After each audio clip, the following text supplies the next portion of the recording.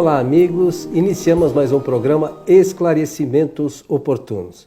Lembramos sempre que este programa é uma realização da Sociedade Espírita Francisco de Assis, instituição sediada na cidade de São Paulo. Conosco, como sempre, o nosso amigo Milton Felipe. Diz aí, seu Milton, tudo certinho? Tudo bem. Estou muito contente por estar aqui novamente em nosso estúdio, junto dos nossos amigos técnicos, realizando este nosso programa, Esclarecimentos Oportunos. Queria dizer, Coelho, nós temos recebido muita correspondência, muitas cartas, muitas pessoas fazendo referência ao programa. É claro que a maioria elogiando. Que bom, né? Elogiando, gostando bastante e seguindo algumas sugestões de bibliografia, de livros para estudar. Nós queremos agradecer a todos por isso. Que os bons espíritos nos ajudem sempre.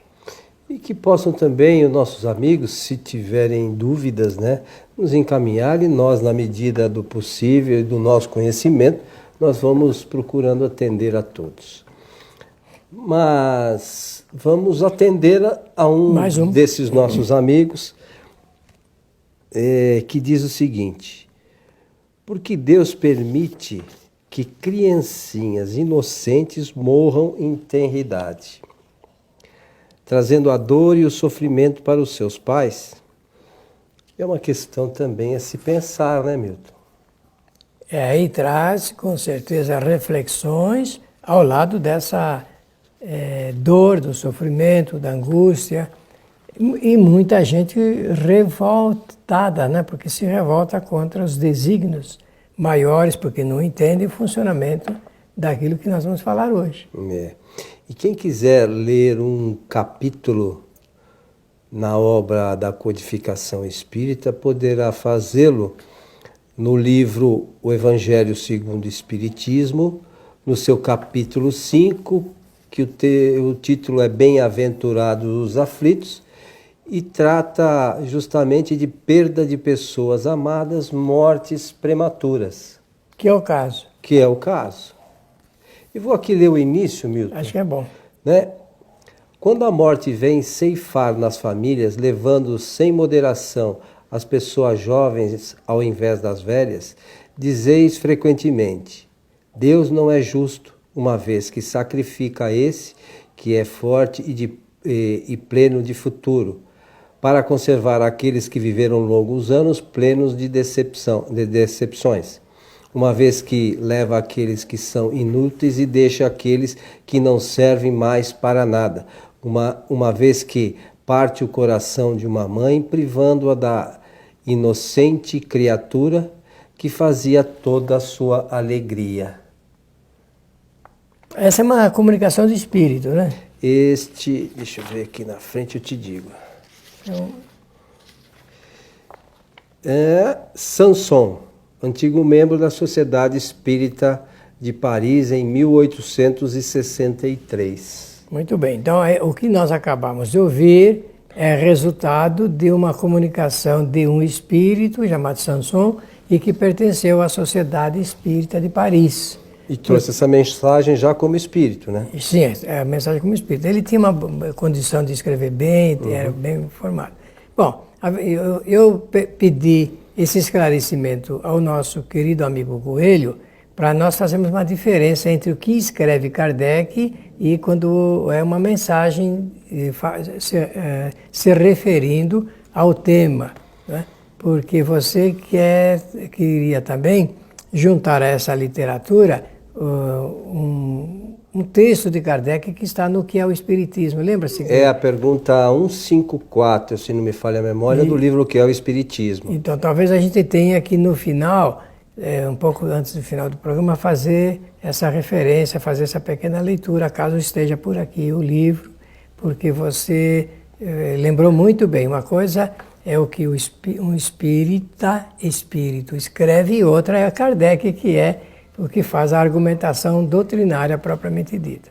Mas vamos voltar então à análise primeira da pergunta. A pergunta diz assim: por que Deus permite que criancinhas inocentes morram? Olha, a linguagem doutrinária do Espiritismo não é esta. A pessoa, claro, está aí mostrando já toda a sua dor, seu sofrimento e querendo uma explicação. Não há dúvida nenhuma que nós precisamos disso, precisamos dessa explicação. Porque o espírita que estuda, que examina, principalmente as leis naturais, sabe que existe uma lei chamada lei de causa e efeito. E essa lei, ela é, digamos, a soberana para explicar fatos como este aqui e que ocorre na nossa vida de encarnado num planeta chamado Terra, de provas e de expiações. Então, por que Deus permite que criancinhas inocentes morram? Número 1, não é Deus que permite e as criancinhas não são inocentes. Precisamos, de início, falar isso, porque criança é espírito. Eu sei que nós dificilmente aceitamos isso em primeira mão, na primeira vez que lemos, porque as reflexões da nossa vida em relação à família, a gente fica muito preso a essa situação e não vai se apercebendo da verdadeira situação nossa no universo. Mas as crianças são espíritos. As crianças são espíritos. Espíritos encarnados. É melhor dizer espíritos reencarnados. Já estiveram muitas vezes aqui. E com certeza nós fazemos ou fizemos parte de todas essas situações anteriores. Tá bem? Agora, o que é preciso é explicar por que reencarna e logo em seguida desencarna. Isso tem uma explicação ou não? Tem. E seria, da nossa parte, uma atitude injusta imaginar que Deus escolha este ou aquele para desencarnar, deixando o sofrimento para os seus pais. Não está no projeto de Deus nenhum sofrimento. Não está. Sofrimento não é um plano de Deus. O sofrimento é uma consequência, e nós chamamos de sofrimento, são as sensações que nós sentimos do ponto de vista moral de tudo quanto nós passamos anteriormente e estamos passando agora. É isso que a gente chama de sofrimento. Mas tem tempo para começar e tem tempo para terminar. Só a nossa ignorância é que demora um pouco mais. Para entender, sobretudo, essas questões. Para compreender isso. Porém, os fatos estão sempre alinhados para nos defender disso. Tudo que Deus realizou, digamos assim, como obra, eu vou usar essa expressão porque é popular, realizou como obra fundamental, tudo é bom. Absolutamente tudo. Aí a pessoa poderá perguntar, mas e o mal? Bom, o mal não é obra de Deus. O mal é exatamente o resultado ainda da nossa ignorância, do nosso desconhecimento. Das leis. Sobre as leis de Deus. Nós esquecemos algumas vezes que Deus criou uma série de leis e todos nós estamos enquadrados nessas leis. Não há ninguém privilegiado e ninguém que é largado de lado. É verdade. Como você falou, é indispensável que a gente entenda que todos os problemas que nós passamos decorrem de causas que nós geramos. Isso faz parte das leis naturais, a lei de causa e efeito. E também, às vezes, essas escolhas, como o Milton falou há pouco, do mal, né? Faz parte de uma outra lei, que é o livre-arbítrio. Deus permite que nós escolhamos o caminho que queremos seguir. Eu posso ir pelo caminho do bem, quando eu tenho conhecimento das leis de Deus, ou posso ir por um outro caminho que não é exatamente o melhor. E aí é que, tanto num caso quanto no outro, nós geramos consequências. Se nós escolhemos o caminho bom, as consequências são boas. Se nós escolhemos o caminho que não é tão bom, naturalmente as consequências também não serão tão boas. E essas consequências são as mais diversas, inclusive, de repente, uma morte prematura. Então, por exemplo, não que ocorra, não é o caso geral, não é a regra geral, mas eu vou dar só um exemplo. Imagine hoje um pai, como nós vimos recentemente, que matou a filha por asfixia, ou outro que jogou a filha do apartamento. Quem sabe numa encarnação futura ele possa ter um filho que morra ou venha a desencarnar cedo, para ele sentir a dor da perda, porque ele teve um ato errado. Não estou dizendo que se eu fiz isso vai acontecer aquilo, é só uma hipótese, hein? Porque às vezes as pessoas tomam como regra geral, e não é regra, mas é mais pelo fato de a gente sentir aquela dor pela perda, que na vez anterior a gente não teve como medir as consequências. Um ato impensado fez com que a gente gerasse uma causa que no futuro gerou um efeito. Então é importante que a gente raciocine sobre essas questões e lembrar que Deus é bondade infinita. Esse é o qualificativo maior que os homens deram como atributo. E como o Milton falou, Deus só faz para nós coisas boas, para que nós possamos evoluir. Claro, não é isso? Tudo que acontece é realmente para o bem. Agora, eu quero também dizer que 2 fatos são interessantes. O da reencarnação e o da desencarnação. Os dois estão fora do controle do espírito, porque pertence à sabedoria maior de Deus, portanto, se reflete nas suas leis. Mas não existe reencarnação acidental, como não existe morte, desencarnação acidental também. Não é assim que nós devemos encaminhar esse assunto para compreender bem e responder à pergunta formulada aqui em nosso programa. Se nós falarmos assim, olha, Deus permite que as criancinhas inocentes morram por causa disso ou aquilo, nós estaremos incorrendo numa falha de raciocínio filosófico, né?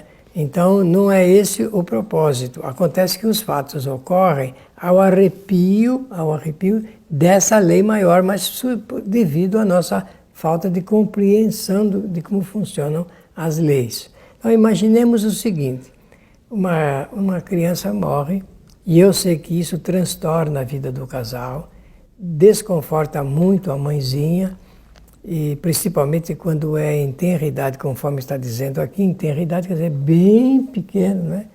Então, esse fato desarruma a vida de uma pessoa, desorienta a pessoa, fica translocada.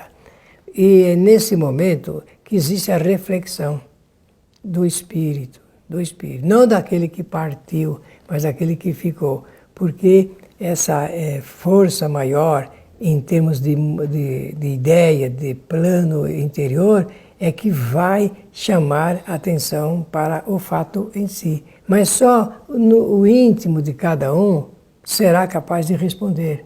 Não há como padronizar isto, porque a pergunta é feita num sentido geral, porém de um fato particular, e nós queremos padronizar a resposta, e não existe resposta padronizada para dizer por que o fato ocorre na vida dos espíritos encarnados.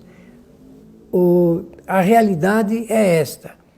Se desencarnou é porque era um momento, era hora de desencarnar. Pensa ao contrário é jogar um atestado de incompetência na lei soberana. E isso está fora, segundo nós entendemos, de propósito.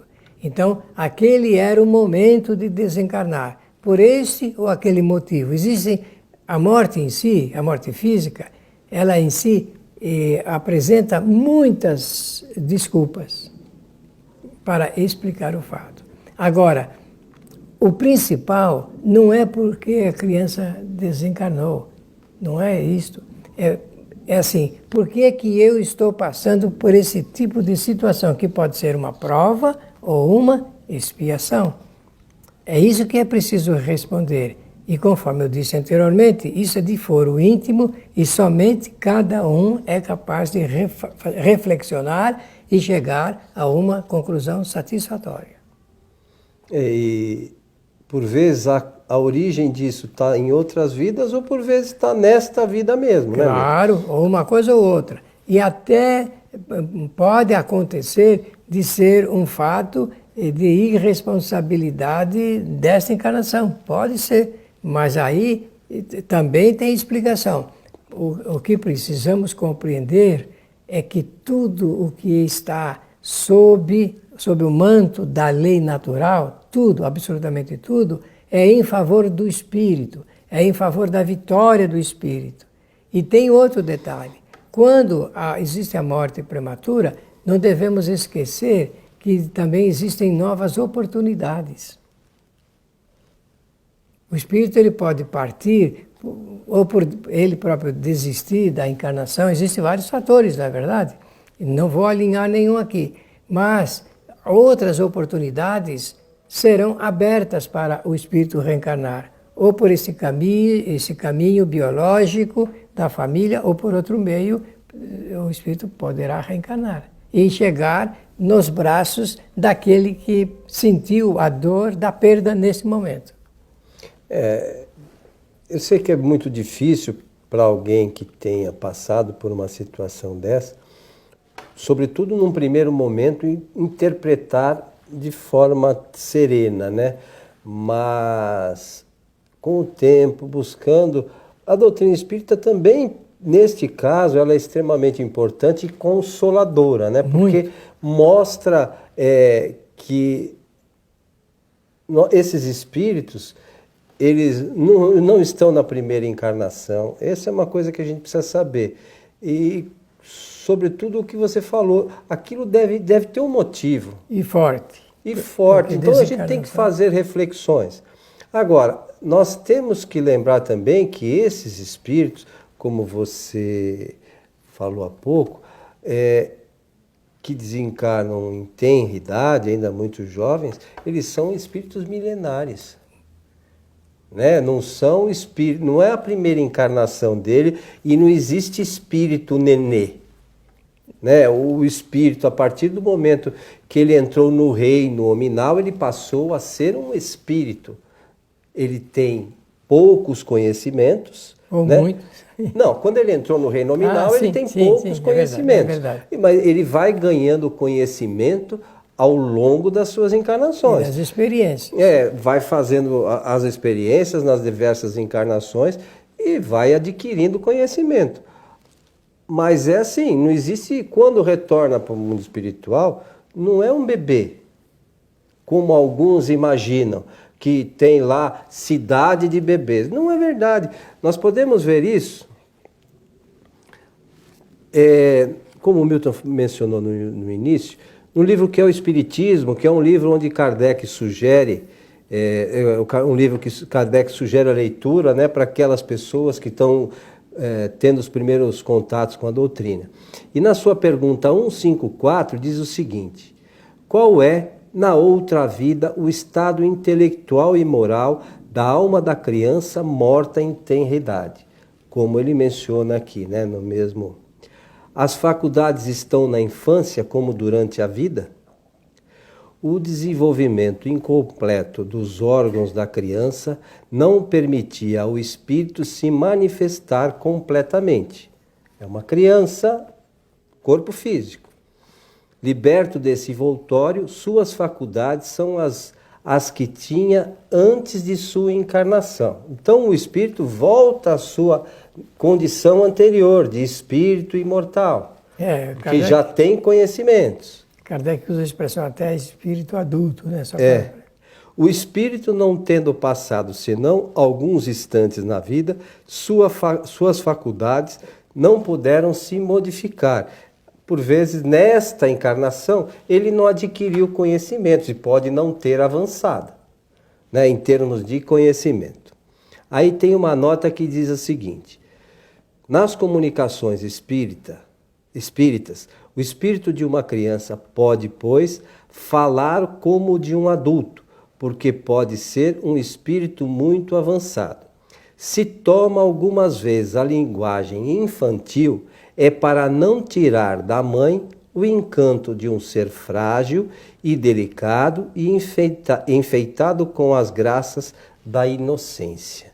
Então isso também está na Revista Espírita de 1858, Mãe, eu estou aqui, que é um artigo, né, que Kardec colocou nesta edição da Revista Espírita. Então é algo para que nós possamos refletir, né, Milton?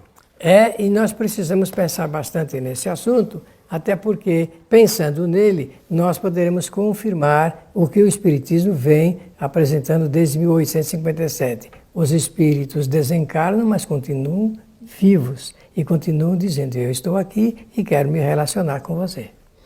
É isso aí, meu amigo. Estamos chegando ao final de mais um programa Esclarecimentos Oportunos. Agradecer a pergunta, a generosidade e a atenção de todos e desejar-lhes que os bons espíritos nos ajudem sempre. Gostaríamos também de convidar os nossos amigos para que assistam ao vivo as palestras da nossa Casa Espírita, que são transmitidas todas as sextas-feiras a partir das 19h30 pelo site tvfraternidade.com.br. É só acessar esse site, se cadastra lá gratuitamente e você assiste em sua casa com toda a tranquilidade, com todo o conforto, as palestras realizadas em nossa Casa Espírita.